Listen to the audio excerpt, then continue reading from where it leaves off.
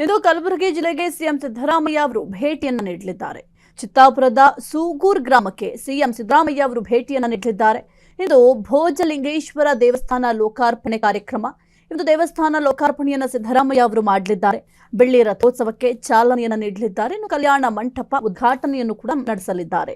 ಸಂಜೆ 6 ಗಂಟೆಗೆ ಇದೆಲ್ಲವೂ ಕೂಡ ಮುಗಿಸಿ ಬೆಂಗಳೂರಿಗೆ ಸಿಎಂ ವಾಪಸ್ ಆಗಲಿದ್ದಾರೆ.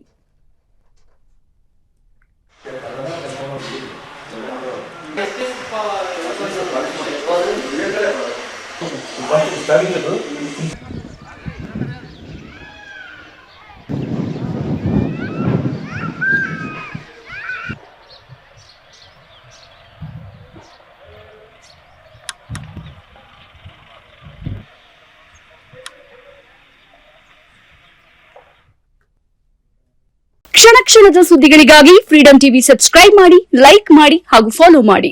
ಹೊಸ ಸುದ್ದಿಗಳ ನೋಟಿಫಿಕೇಶನ್ಗಾಗಿ ಬೆಲ್ ಐಕಾನ್ ಮೇಲೆ ಕ್ಲಿಕ್ ಮಾಡಿ.